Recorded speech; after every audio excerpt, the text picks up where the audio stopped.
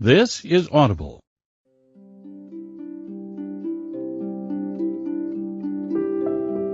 Audible Studios presents Pride and Prejudice. Written by Jane Austen. Performed by Rosamund Pike.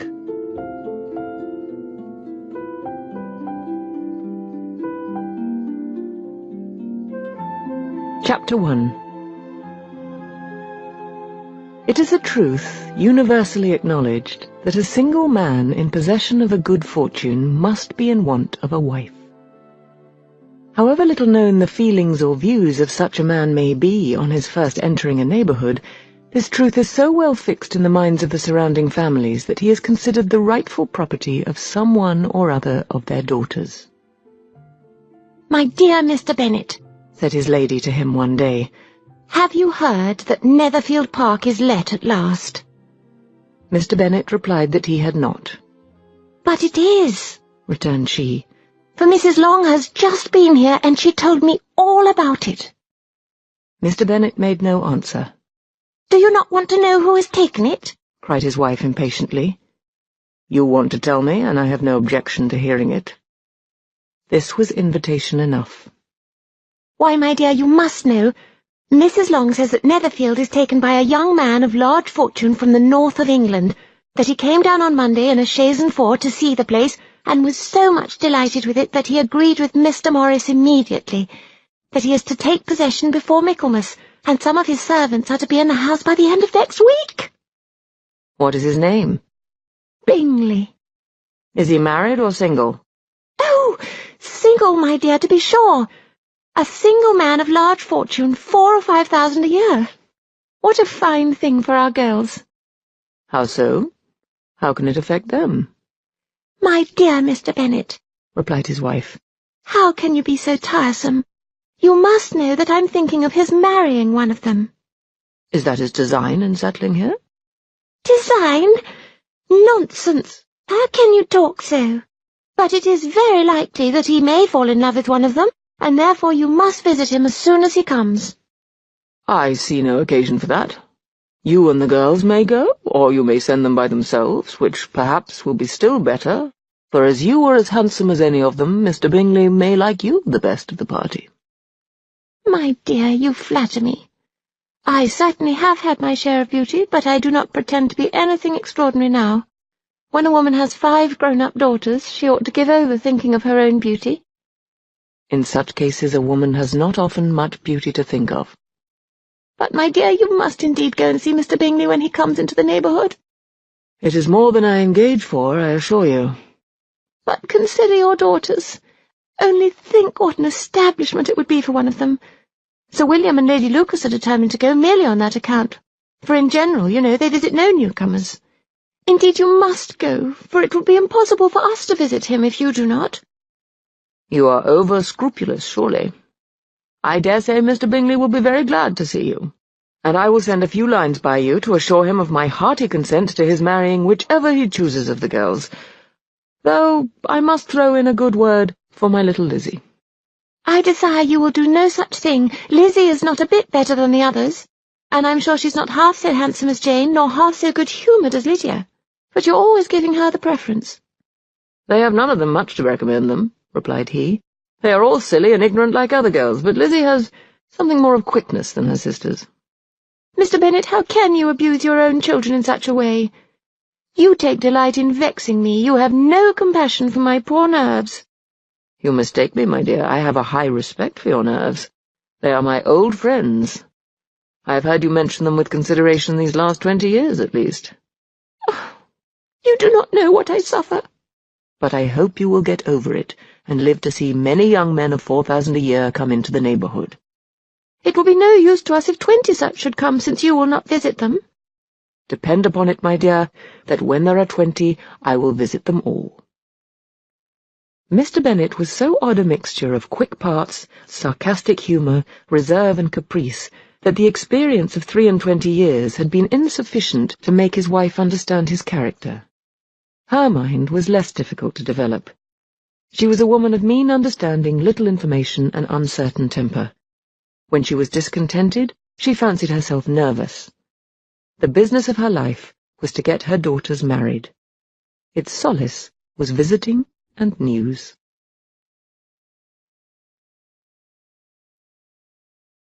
Chapter 2.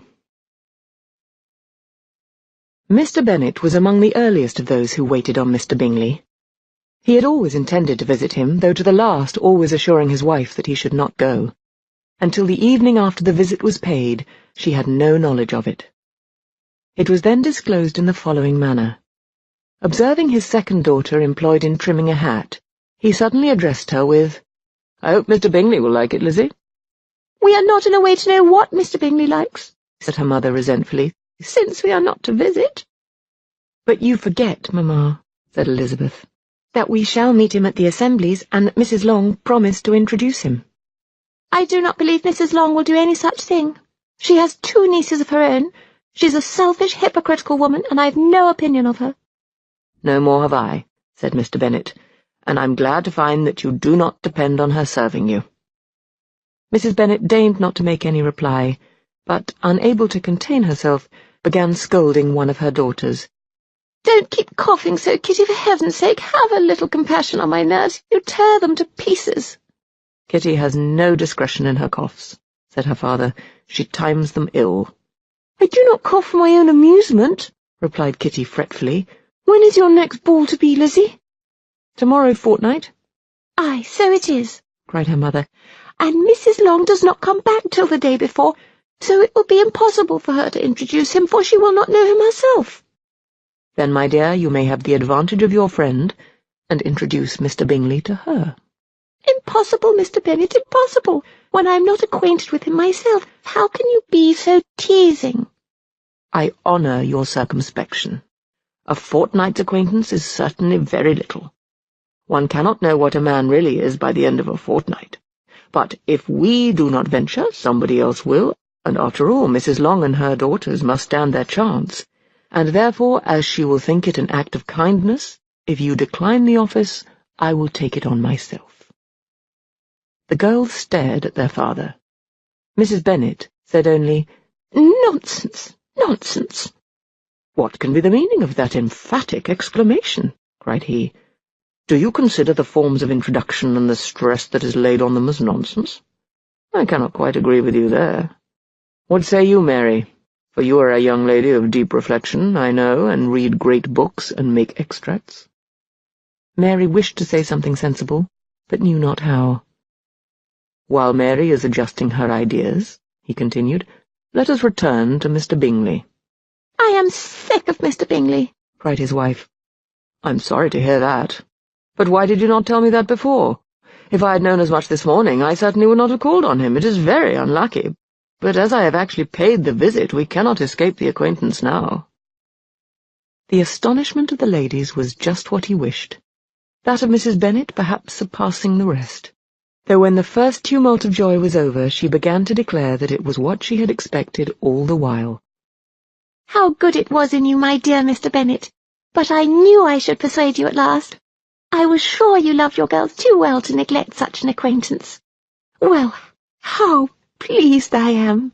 And it is such a good joke, too, that you should have gone this morning and never said a word about it till now."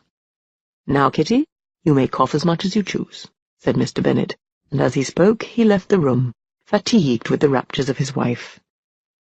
"What an excellent father you have, girls," said she when the door was shut. "I do not know how you will ever make him amends for his kindness, or me either, for that matter. At our time of life it is not so pleasant, I can tell you, to be making new acquaintances every day, but for your sakes we would do anything. Lydia, my love, though you are the youngest, I dare say Mr. Bingley will dance with you at the next ball." "Oh," said Lydia stoutly, "I am not afraid, for though I am the youngest, I'm the tallest." The rest of the evening was spent in conjecturing how soon he would return Mr. Bennet's visit, and determining when they should ask him to dinner. Chapter 3. Not all that Mrs. Bennet, however, with the assistance of her 5 daughters, could ask on the subject was sufficient to draw from her husband any satisfactory description of Mr. Bingley. They attacked him in various ways, with barefaced questions, ingenious suppositions, and distant surmises, but he eluded the skill of them all, and they were at last obliged to accept the second-hand intelligence of their neighbour, Lady Lucas. Her report was highly favourable. Sir William had been delighted with him. He was quite young, wonderfully handsome, extremely agreeable, and to crown the whole he meant to be at the next assembly with a large party. Nothing could be more delightful. To be fond of dancing was a certain step towards falling in love, and very lively hopes of Mr. Bingley's heart were entertained. "If I can but see one of my daughters happily settled at Netherfield," said Mrs. Bennet to her husband, "and all the others equally well married, I shall have nothing to wish for." In a few days Mr. Bingley returned Mr. Bennet's visit, and sat about 10 minutes with him in his library. He had entertained hopes of being admitted to a sight of the young ladies, of whose beauty he had heard much, but he saw only the father. The ladies were somewhat more fortunate, for they had the advantage of ascertaining from an upper window that he wore a blue coat and rode a black horse. An invitation to dinner was soon afterwards dispatched, and already had Mrs. Bennet planned the courses that were to do credit to her housekeeping when an answer arrived which deferred it all. Mr. Bingley was obliged to be in town the following day, and consequently unable to accept the honour of their invitation, etc. Mrs. Bennet was quite disconcerted. She could not imagine what business he could have in town so soon after his arrival in Hertfordshire, and she began to fear that he might always be flying about from one place to another, and never settled at Netherfield as he ought to be. Lady Lucas quieted her fears a little by starting the idea of his being gone to London only to get a large party for the ball, and a report soon followed that Mr. Bingley was to bring 12 ladies and 7 gentlemen with him to the assembly. The girls grieved over such a number of ladies, but were comforted the day before the ball by hearing that instead of 12, he brought only 6 with him from London, his 5 sisters and a cousin. And when the party entered the assembly room, it consisted of only 5 altogether: Mr. Bingley, his 2 sisters, the husband of the eldest, and another young man. Mr. Bingley was good-looking and gentlemanlike. He had a pleasant countenance and easy, unaffected manners.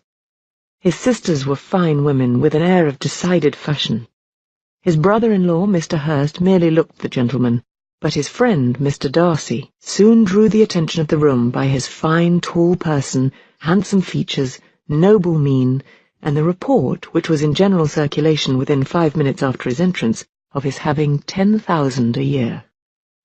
The gentlemen pronounced him to be a fine figure of a man, the ladies declared he was much handsomer than Mr. Bingley, and he was looked at with great admiration for about half the evening, till his manners gave a disgust which turned the tide of his popularity. For he was discovered to be proud, to be above his company, and above being pleased, and not all his large estate in Derbyshire could then save him from having a most forbidding, disagreeable countenance, and being unworthy to be compared with his friend. Mr. Bingley had soon made himself acquainted with all the principal people in the room. He was lively and unreserved, danced every dance, was angry that the ball closed so early, and talked of giving one himself at Netherfield. Such amiable qualities must speak for themselves. What a contrast between him and his friend! Mr. Darcy danced only once with Mrs. Hurst and once with Miss Bingley, declined being introduced to any other lady, and spent the rest of the evening in walking about the room, speaking occasionally to one of his own party. His character was decided.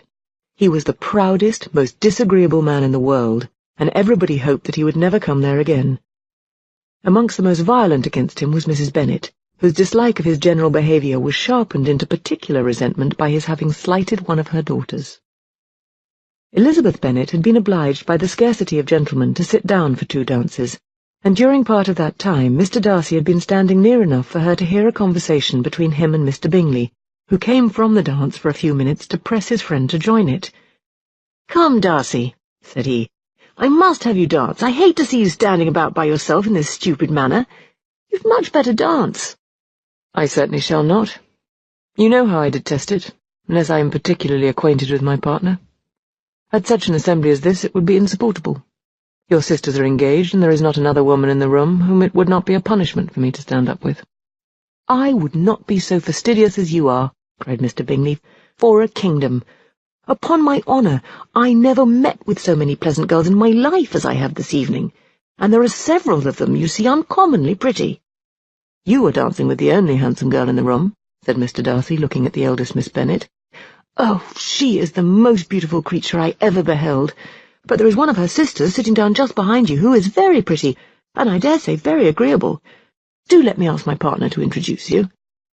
"Which do you mean?"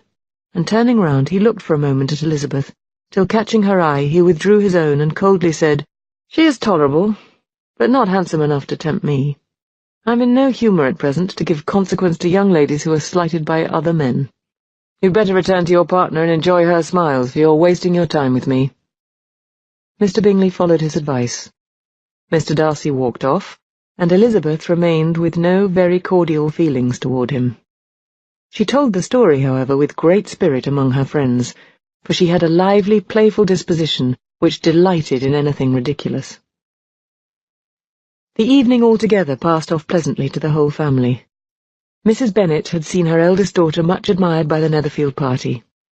Mr. Bingley had danced with her twice, and she had been distinguished by his sisters. Jane was as much gratified by this as her mother could be, though in a quieter way.